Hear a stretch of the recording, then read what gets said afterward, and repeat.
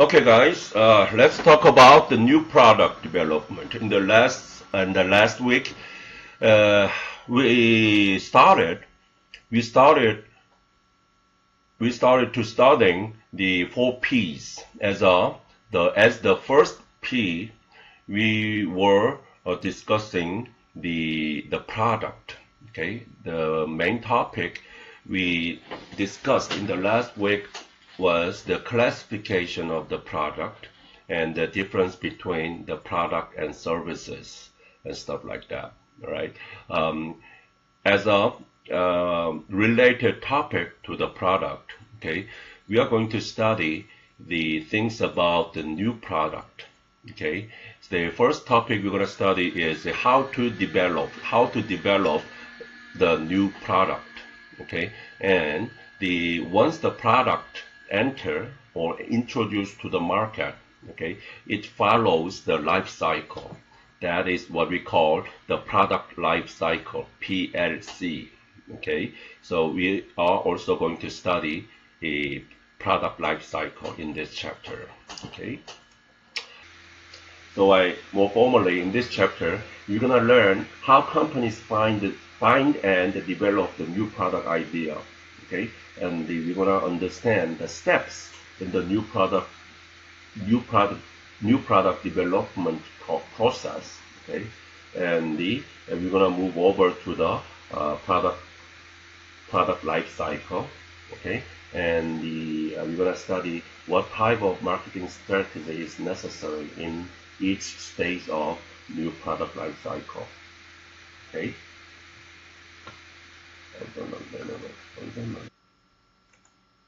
Okay, what is the new product then? What is the new product development? The new product development is development of the original product or product improvement, product modification, and new brand development of new brand through the firm's own R&D efforts. That is the new product development. Okay. In fact, say the definition of the new product is not quite precise. Okay, so as we actually talk about this in the previous class, that as long as the customer perceive the product as a new, okay, we consider that as a new product. Okay, it doesn't need to be completely new. Okay, it's just like a small modification of the product that can be also perceived as a new product. So new product can be obtained by the acquisition or development. Even if like you don't develop the new product by yourself, okay, you can just like acquire the new product by buying a company who has the new product. Okay, that is another way to have the new product in your line, right? Like I said, new product suffers a high failure rate. Okay, there is several reasons for that, right? First of all, maybe the marketer overestimate the market size. In other words, there is like not enough demand for your product, but they thought like there was enough demand. Okay, or like a poor design or incorrect positioning. Okay, wrong timing. We enter the market too early or too late. Okay, and or the price is too high, right? Maybe and also you fail in the market because you do not have the effective the promotion, okay, or like the management influence, or like a high development cost, okay, or competition. There's a lots of reason for the new product failures, right? So to decrease the possibility, okay, for the new product failures, let's study, okay, this uh, the formal step for developing the new product. Okay, the new product development starts from generating idea. Okay, the generate idea. You can generate the idea through the say brainstorming among your marketing people, or like the new product can be developed by your in the R&D department, or you can use the external idea source. The idea can comes from the customers, or like you can benchmark or copy your competitor's product, okay, or like a distributor or suppliers, they all can give you some idea about the new product idea, okay. But you cannot actually move these all the new ideas to the next stage, because you gonna need a lot more money to proceed in the later stage of the new product development. So after you get like some idea for the new product, you need to screen out, okay, those the unsuccessful ideas, okay. If you want to have like one single criteria for the idea screening, I have to say that the feasibility, okay, whether this product or like or idea can be feasible in the market. Does it worth to pursue to the next stage? You need to decide that, okay. Um, mostly, okay, the mostly over the 90% of the new product idea is going to be screened out in this stage, right? The next stage is, I have to say that this stage is the most important stage in the new product development process, right? Which is the concept development and testing, right? What is the concept? The concept is like a verbal description which explains the benefit of your product. Okay, so the concept development creates the detailed version of the idea started in the meaningful consumer term, which means that you need to explain things about your product so that your customer can understand, right? So you need to eliminate all the technical jargon for the description of your product, okay? Let me give you an example. Say for example, I already showed you the presenter, right? Yes. How can you explain this machine, this equipment to the people who never use this equipment? This presenter, okay, we can use it when you do the presentation, right? Why don't you try how to explain this one? Can you try?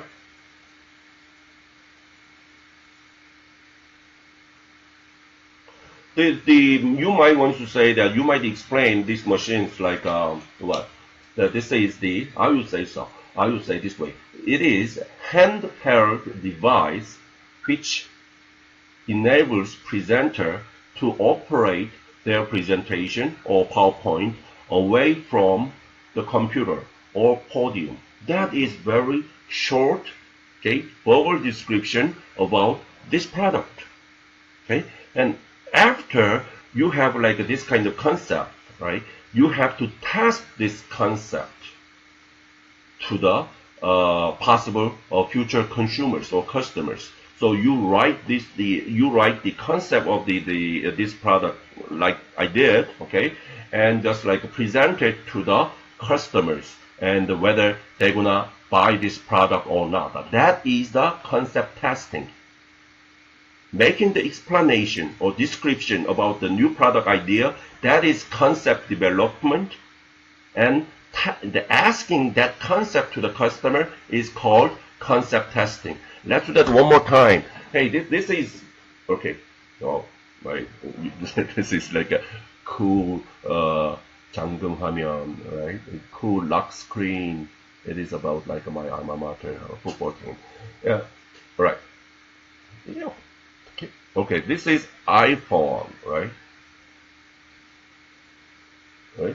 So how to explain this iPhone to the people who never use this iPhone? Can you try to develop the concept for the iPhone? Just like just like I did for the presenters. Can you explain explain this new product to the customers? Like I did? Can you try? Why don't you just think about that, just like a little bit, about 10 seconds. iPhone. Okay. They don't know that what is smartphone. Okay. So then you need to explain this new product to the customers who never used smartphone before. So how can you explain that? Just think about it.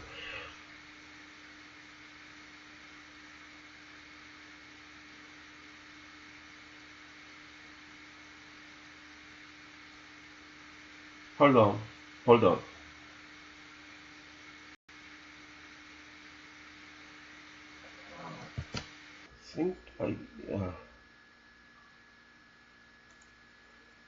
Okay, so I just want to show you the how the inventor of the iPhone is going to explain their product. Okay, let's hear how the Steve Jobs can explain new product to the customer. Every once in a while, a revolutionary product comes along that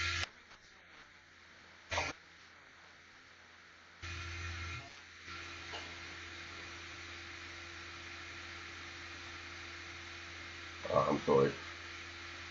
I know the sound is a little bit low, but this is the maximum volume. Apple has been, well, first of all, one's very fortunate if you get to work on just one of these in your career. Apple's been very fortunate. It's been able to introduce a few of these into the world. In 1984, we introduced the Macintosh. It didn't just change Apple, it changed the whole computer industry.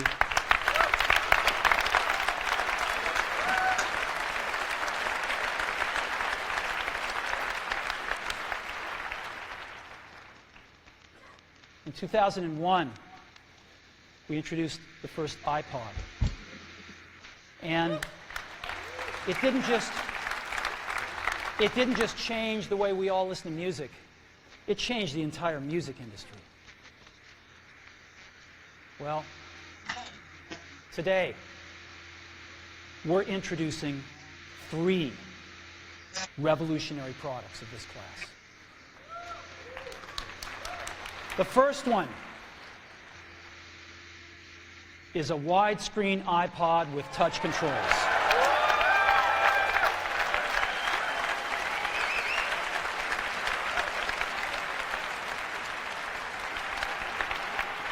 The second is a revolutionary mobile phone.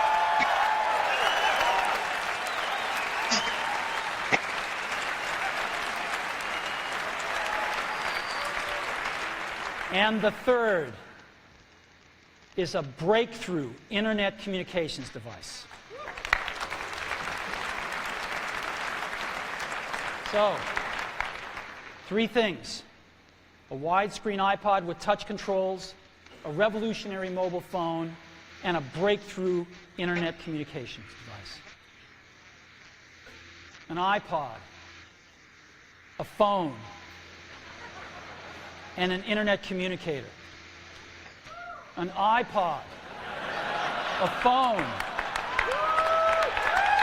Are you getting it? These are not 3 separate devices.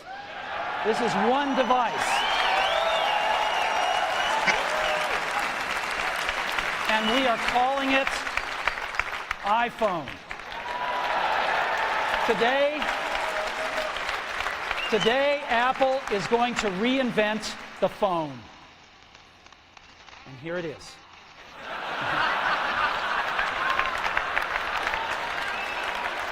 No. Actually, here it is, but we're going to leave it there for now. So, before we get into it, let me talk about a category of things. The most advanced phones are called smartphones, so they say. And they typically combine a phone plus some email capability, plus they say it's the internet, sort of the baby internet, into one device, and they all have these plastic little keyboards on them. And the problem is that they're not so smart, and they're not so easy to use. So if you kind of make a Business School 101 graph of the smart axis and the easy to use axis, phones, regular cell phones are kind of right there. They're not so smart, and they're not so easy to use. But smartphones are definitely a little smarter, but they actually are harder what to you learn use. from the business. They're really complicated. Just for the basic stuff, people have a hard time figuring out how to do. This is like a marketing 101, right? Well, we don't want to do either one of these. You have to know about what this we want to position. do is make a leapfrog product that is way smarter than any mobile device has ever been and super easy to use. This is what iPhone is. Okay? So, we're going to reinvent the phone. Now, we're going to start of the iPhone and that's intended. Okay, let me stop over here. Just a little. Hold on. This video you can easily find out the video. This video of the name like iPhone launching, iPhone introduction. I even have a typo over here. I still can find this video. I strongly recommend you to watch this video because this one, maybe this is a little bit too old, the video. However, whenever I see the Steve Jobs presenting his new product, okay, my heart is still racing. He's a very good presenter. Okay, you can learn from lots of things about like how you deliver, okay, how you deliver the idea of your product to the customers. Okay, this is the launching of the iPhone. Okay, he made like a couple of the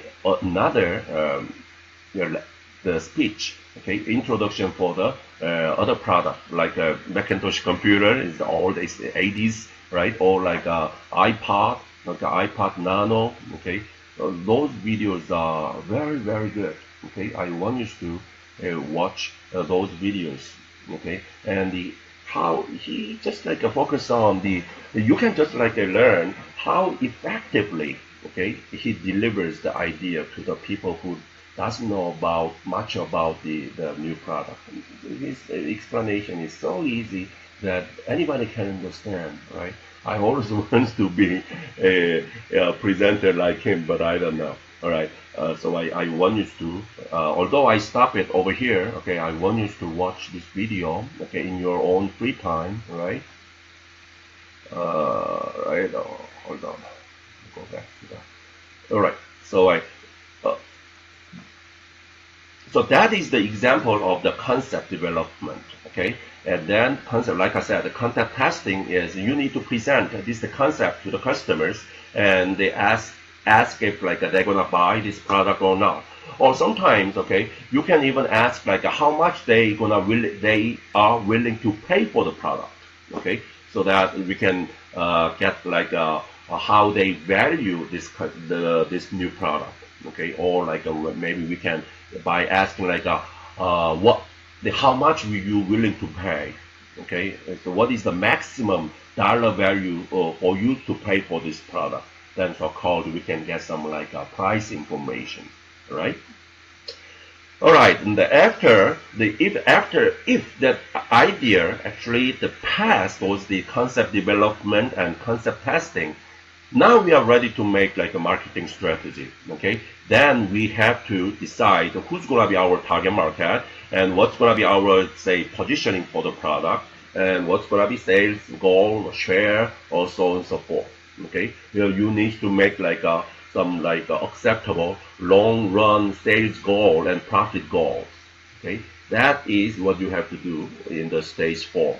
And after that, okay, then you need to move on to the business analysis. Business analysis is like you need to project, okay, your sales or cost or like a profit. right? For example, say maybe after 3 years we can actually go over, okay, we can reach to the say break-even point, okay. After 3 years, maybe that we can make like a profit, okay. So at 3 years is called like a turnaround period for the investment, okay. This business analysis is very important, especially when you need to fund your development cost, okay. So maybe you need to make a presentation in front of like a various so many possible investors for your product to fund your product, okay. Those investors only wants to know that whether their investment can make profit, or like how long they have to wait till their investments turns to make like a positive profit. Okay, if you do not give a idea like that to the investment, okay, you cannot actually raise the fund for your product.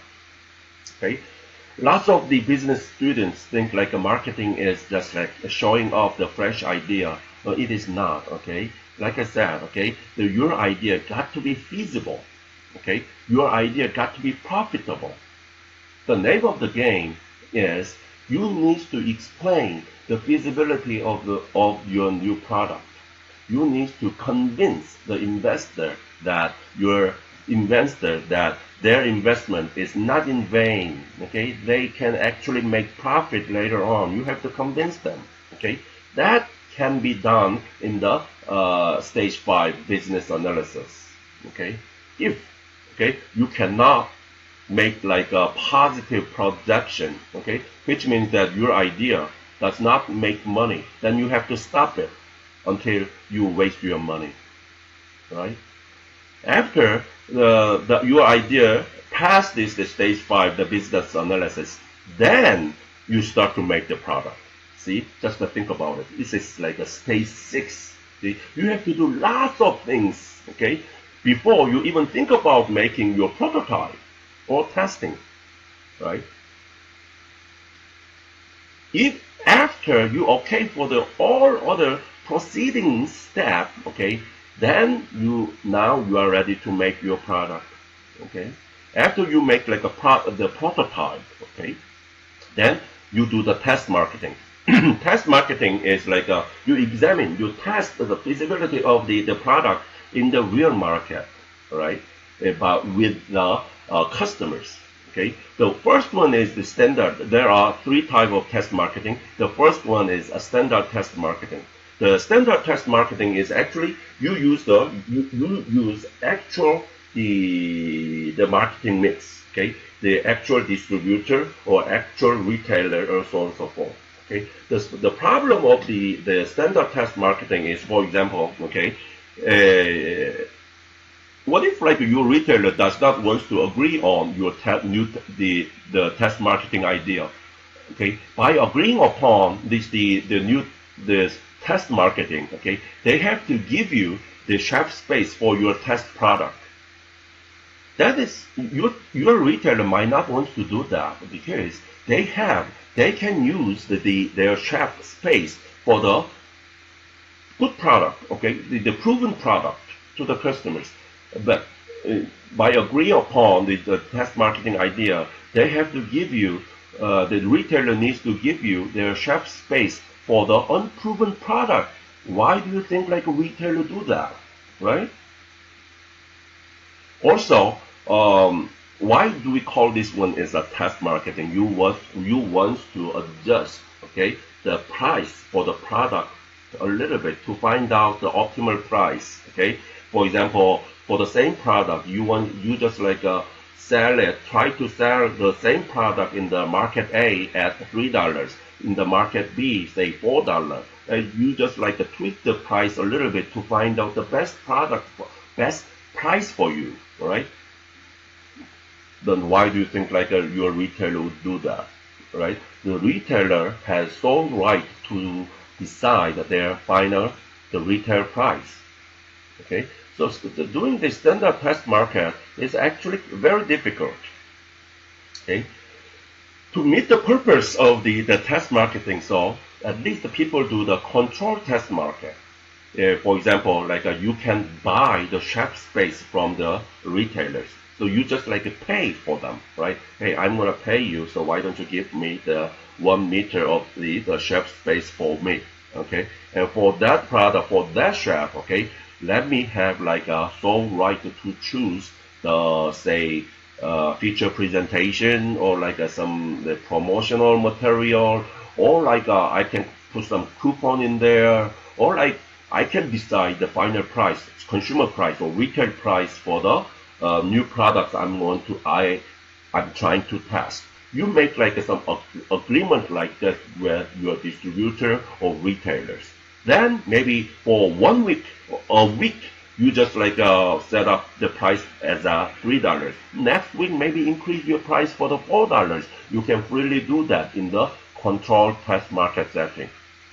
Okay, but still in the standard test marketing or control test marketing, a downside of these two test marketing is you have to expose your product not just to your consumers, but also you need to expose your product to your competitors. Competitor will know that you are testing your new product in the market. What is the problem of it? If your competitors knows about your test marketing, what is the problem? What is the downsides of the standard test marketing or control test marketing? Some of you think like where your competitor will quickly copy your product, but copying the product is not that easy. Okay, it cannot be done so quickly like that. Hey, you wanna launch your product in the next month. So even if like your competitor knows your new product in 1 month early, do you think like they can make like some say like a B2 product or like a similar product in a month? No, it's not gonna be easy that way. But what you really need to worry about is like that if your competitor knows about your test marketing, they're gonna give some noise in the test marketing. What is the competition after all? The competition is stop your competitors. Okay, you stop your competitor from getting what they want. Right? In the test marketing, what is the something you want to get? Okay, you want to get the information from this test marketing. Okay, then if you are competitors, you have to stop your competitors. Okay, if you are a company, all right, and you know that your competitors are doing the test marketing, okay, you do not want your competitor get the good information from the test marketing. Then what can you do? You can give some noise in the test marketing. For example, just like you just like buy out all the product in the shelf by yourself. Okay, by doing so, for example, they were comparing the sales between say $4 and $5. Okay, you just like buy out all the product at $5. Then your competitor might think like a $5 is the best price or like an okay price. While the $4 in fact is like a real optimal price. You can give like this kind of noise to the competitors. The standard test marketing or control test marketing is kind of vulnerable from the competitors' action.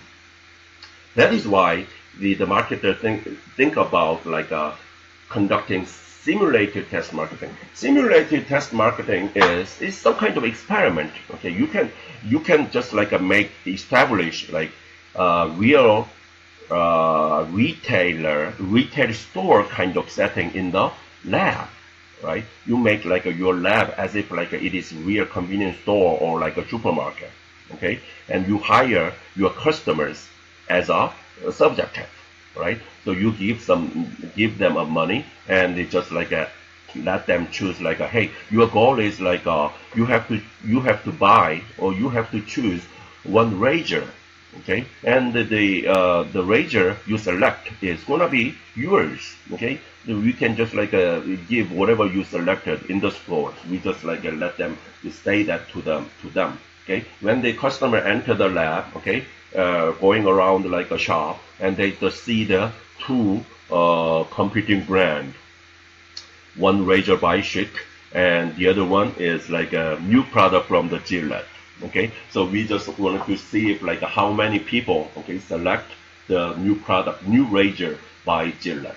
That is how is the simulated test marketing going. Now, after simulated test marketing, okay, we can also ask some questions to that customers, right? Say, why did you choose the Gillette instead of the Schick?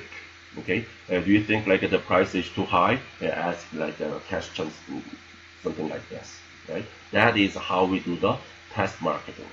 Okay.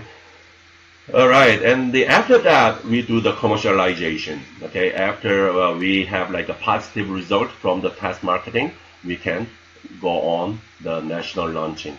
When you do the commercialization, okay, the important decision-making point is the timing. Okay, you need to see if like the timing is the best for your product.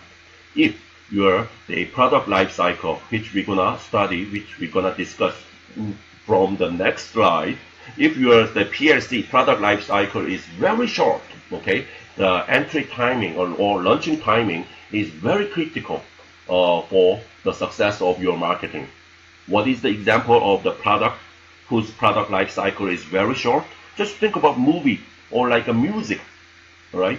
The movie, their product life cycle from the entrance to the market or like a decline from the market or disappear from the market, their product life cycle, their entire life of the movie in the movie theater was about like at most 12 weeks, 3 months or 4 months, 3 months.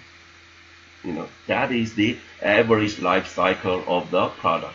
What if like I enter the market, okay, I launch the new movie, okay, and the next week the Avengers series was like on the movie theater, then it will will affect the sales of your own movie a lot, okay.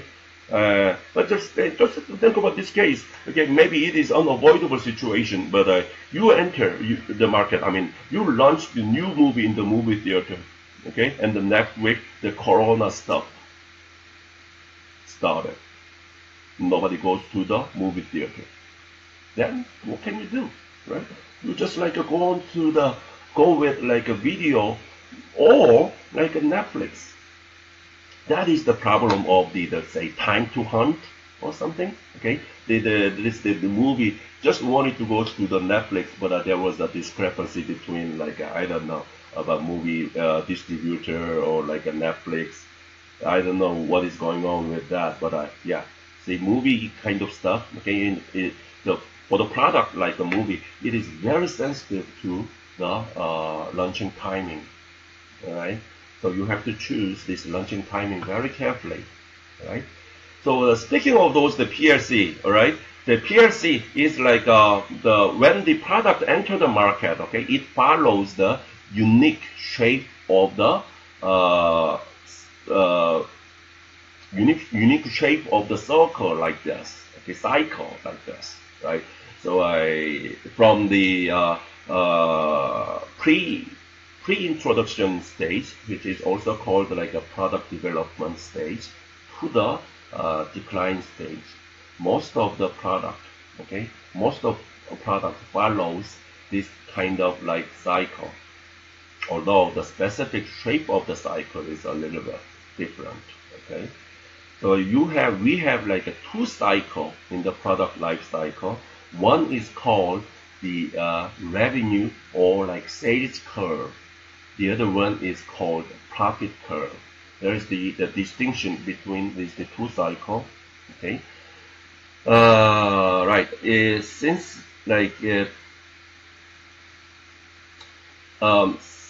we have like the product development stage or pre-introduction stage, okay, the sales curve, we do not have the the sales curve in the product development cost, product development stage. Okay, in the product development stage, we do not have product in the market. We have the product in the market only after this launching timing. This is launching timing, right? After we launch the actual product in the market, then the sales curve starts. Okay, however, we do have profit curve even before this launching timing. Why? We do have negative profit in the product development stage. You need to invest lots of money to develop this product without any sales. Okay, so your profit is gonna be obviously negative, right? So at the launching timing, okay, profit curve is actually negative, like this, right? And the another distinction is the peak of the profit curve, okay, always comes earlier than the peak of sales curve. Okay, peak of the profit curve always proceeds to the peak of the sales curve, which means what? Especially the area like this, okay, this area is like while the sales is still increasing, but profits start to decrease, right? Why do we have the period like this? Which means that in the maturity stage, we have like a lot of the competitors. So you need some investment to compete with competitors. That is why the sales might be still increasing, however, profit can decrease because they high or increase the cost. All right? That is the two distinction. Okay. First distinction is at the launching timing, sales is zero, but the profit is negative. Or similarly, the profit curve, you do have negative profit curve in the product development stage. Okay, the second distinction is the peak of the profit curve proceeds to the peak of sales curve. Right? Okay, here's a question. Okay, this timing, this point, what do you call this point? Some of you might say that this point is break-even point, but it is not. It is not the break-even point. What is the break-even point? The break-even point is the sum of your investment, the sum of your cost is become equal as sum of your say revenue or like a profit. So when the sum of your profit finally cover up all the costs. So in other words, what is the total? Okay, right? The accumulated cost. This space is the total accumulated cost. Okay, if you want to cover up, right, all the accumulated cost, your profit got to be about over here, right? So that the space over here become equal as space over here. That point is something like over here. That's gonna be your break-even point. This point is merely the point where you start to have positive profit. That's it. Okay, to reach to the break-even point, okay, you have to make profit up to about this point so that the space over here equal to the space over here too. You understand? All right. So this is not the break-even point. That is like something that people got confused with, right? All right. So let's talk about the PLC in detail. All right. We have like a different stage in here, but not all the products follow the same shape of the cycle. The fad is quickly goes up and quickly declines. Okay. For the fad is like say quick fashion. Style. This style is like a come and go, right? To say old-fashioned style. Okay, it's popular in the 30s. Or like and it looks like it disappear and come around like 60s again. That is style. Okay, and fashion is like that, right? But these three things has like their unique style for their own. But in the most of the computer packaged goods, okay, they follow the shape like this. Come on, like this, okay. The product life cycle concept can be applied to the product class, okay, like a class in general, like a soft drink. Also, it can be applied to the product form, like a diet cola, or it can specifically apply to the brand, like a diet Dr. Pepper or something like that. Okay, the even category or product form, the brand, all of them can have their own product life cycle, right? This PLC is very conceptual stuff. It's like consumers, like consumer innovativeness cycle, like a bell shape, the early, the innovator or early adopter graph, okay, or like the PCZ matrix. Those are all the conceptual diagram, right? So you cannot use the product life cycle to predict some specific timing, right? It is not quite like a precise tool to make like a future prediction at all, right?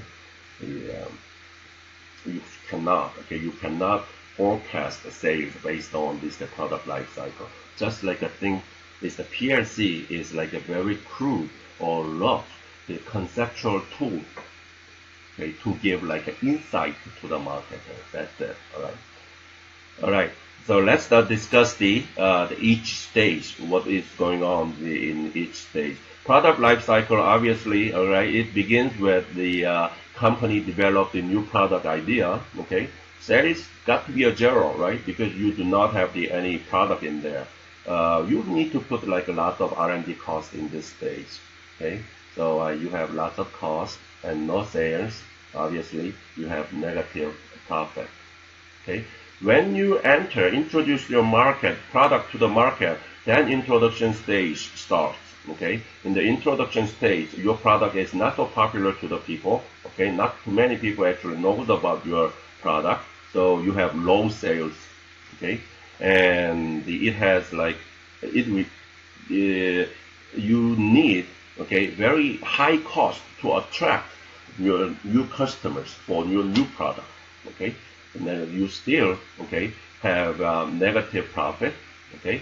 Usually you target the innovators who look for the newest product in the market. Those are innovators, right? Since like the product is so new, right? Nobody knows about knows the future, okay, of your product. So not too many people actually enter the market. So you do not have a high competition at all. Maybe you can enjoy some monopolistic status in the market, right? In this stage, you tend to, okay, offer just like a single product, a basic product, okay. Price, we're going to talk about this one later in the price chapter, but you can use cost plus pricing, value added pricing. Actually, you can do both, right?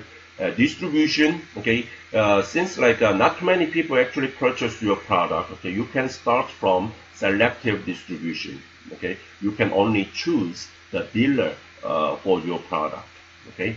The advertising, not many people knows about you, okay. So your goal of the advertising is increase awareness for your product, okay.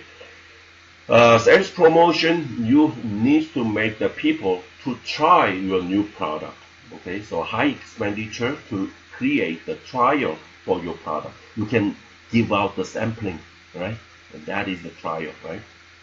In the growth stage, the sales quickly, okay, rapidly rise, right? Since like you start to have many customers, cost per customer will decrease, okay. Your profits start to rise, okay, and you target early adopters in the growth stage. When your sales grow, okay, which gives positive signal to your competitors. It looks like hey, it works in the market. then your competitors start to enter the market. So you have growing competitors, competitions. Okay, and this the growth stage. Okay, you start to offer product extension. Okay, in the introduction stage, you offer the single product. Now you start to offer a different version for your product. Okay, say iPod. If you offer just like a single iPod in the growth stage, maybe you can offer the iPod which has the bigger memory, right? Or like a different color, or maybe you can make like a new product, new version like iPod Nano, iPod Shuffle, like that, right? And price, you want to increase the more number of people. You want to increase number of customers, okay? So you might want to decrease your price a little bit so that many people can buy your product at lower price, okay? Since you are targeting the lots of customers, okay, you try to expand your distribution by adapting intensive distribution so that everybody there with your product, okay? And in the advertising, maybe still you want to increase your awareness, okay, in awareness and the interest in the mass market, all right, so that many people, okay, can purchase your product. The sales promotion, the expenditure, okay, decrease a little bit, okay, because like you have many customers, so the cost per customer decrease, right? All right, in the next stage is like a maturity stage. Usually in the maturity stage, okay, sales reach to the peak, okay, and you do have even lower cost per customers, okay, and you can have like a high profit. Now you target the middle majorities, okay. In the maturity stage, after especially late maturity stage, okay, the weak company start to leave the market, so the competition begins to decline. Okay, only survivor stays in the market. All right. In this stage, product, we diversify the brand and model even more. Okay, and price is set to match or beat the competition. Competition is the key in this stage. In the distribution, build even more intensive distributions, like everybody, okay, sells your product. Now, in terms of advertising, like I said, the competition is the comparative intensity is very high in this stage. Okay, you want to stress, okay, the brand difference and the benefits. You need to explain why your product is better than your competitors. Likewise, in the sales promotion, you want to increase sales promotion to encourage the brand switching. You just want to steal your competitors' customers. Okay. Last stage is like a decline stage. Everything declines. The declining sales, low cost per customers, a declining profit.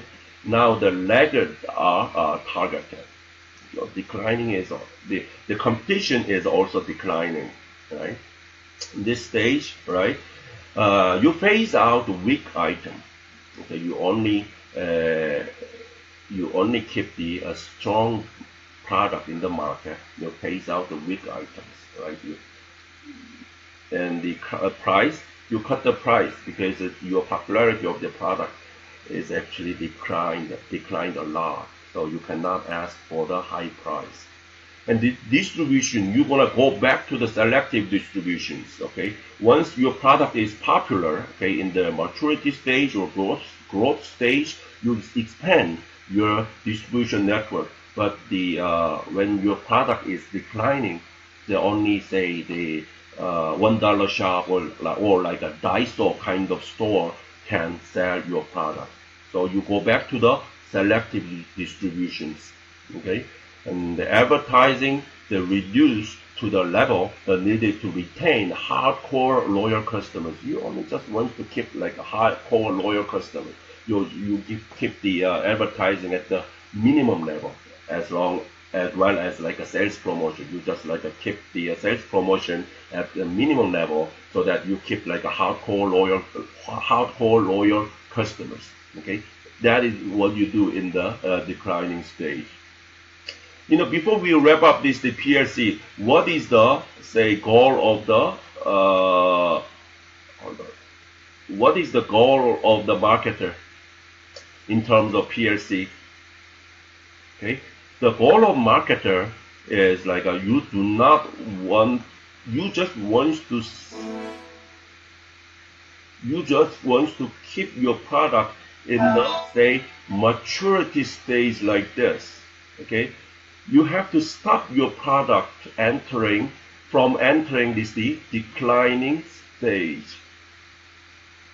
Okay, if you want to continue, if you can keep your product in the maturity stage, okay, then it's going to be very successful, right? But how can you stop your product from falling into the declining stage? That is the issue. Okay, that is the challenge to the marketers. Sometimes, right, the single product like a Coca-Cola can stay in the maturity stage. By the way, the most of product are in the maturity stage. Okay, I don't know what is what product is like an introduction stage. I don't know. Really new product. Okay, this iPhone is not in the introduction stage anymore, right? Like maybe Tesla, that might be in the introduction stage, right? Even in the Korea, right? Especially in the Korea, right? Anyway, all right. So one way to keep your product in the maturity stage is that you need to launch, the next version of product when your old version of the product is going to enter the declining stage, right? So when your product is reaching to the growth stage, you already need to think about launching the next version of the new product like this. Okay, then you just like old product hand over to the market to the new product, new version of product can continue to do something like this. Sorry, this power was almost off. Okay, before the second version of products going into the declining stage, right? And then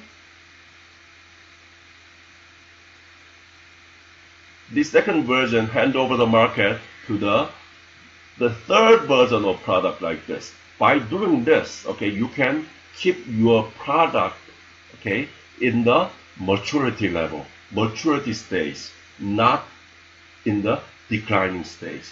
That is what we do that is why we are doing this, like doing all the new model change or like new version introductions. It's like we have iPhone 4, iPhone 6, iPhone X.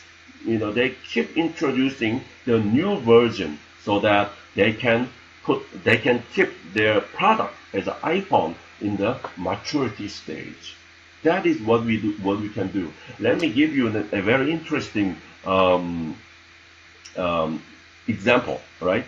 So you have to make like a advanced plan to do to do this. Right. Hey, I'm going to show you.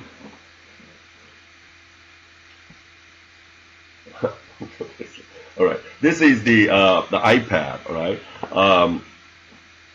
I'm using this since like 12, 13, right? It's a very long time, right? iPad, right? But I got some problem. Because something is stuck into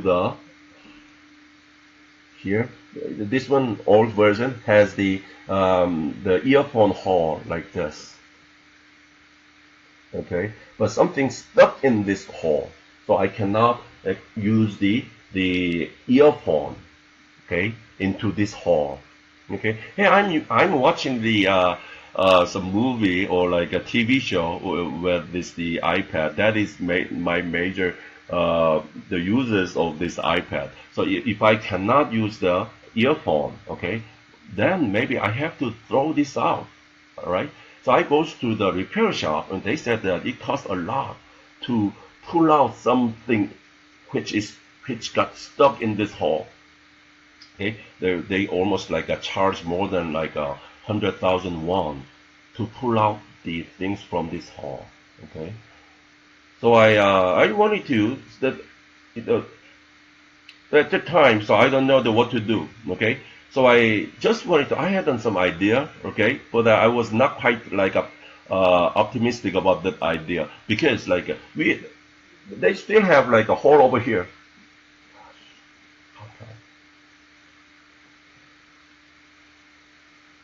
Yeah, this hole. This right or left always confuses me. All right, this one, lightning connector hole, right? If you want to charge this iPad, we use this hole, right? But you know that if you are using the iPhone, since like from like iPhone 7, I think, okay, this hole is from this iPhone 7, the Apple eliminate those the traditional earphone hole, right? So if you want to listen to the music, okay, they have to use the earphone which fits to the this lightning connector like this. That is the say earphone, right? The iPhone earphone, right? So I just wanted to try that. Okay, the new earphone and try to just like connect to the lightning connector like this. Okay, but I just wanted to know that whether I can hear the sound from this hall. But I was not quite optimistic because just think about this. It was year 2013 when I purchased this product. Okay, at that time there was no earphone like this. Okay, hey, at that time, year 2013, every iPhone or every product has like their own hole for this earphone. This hole is for the earphone, not this connector. So why Apple needs to connect any sound to this lightning connector? That is what I thought. Okay, there was no earphone like that. So what's the use connecting the sound to this hole? That is what I thought. But when I connect this earphone to my old iPad like this, okay, yes, I can hear the sound. Right? I can hear the sound by using this lightning connector hole, right? Which means what? Okay. Even in the year 2013, the Apple was thinking about eliminating the earphone hole, and they were actually preparing the connection between the sound and this lightning hole for the customers. Okay, so this is the advanced planning. So a couple of years later, from this year 2013, yes, they did eliminate those earphone hole. I don't know why Apple actually did that, but it was their plan, right? And that plan was actually in effect, it's like effective, even before they eliminated the earphone hole. That's what I'm trying to say. It's something like this, okay? That if you want to keep your product in the maturity stage, okay, it requires advanced planning. Okay, sometimes people would not recognize that advanced planning, but that is what marketing does. That is what marketer does. Okay, all right. I think this is it for the chapter 9. Okay, I hope everybody has the good midterm, although we do not have the midterm. I don't know. I think like I made some mistake in making this video. Okay, so this video can be too far. Right? Let me double check. I hope that I didn't screw up everything.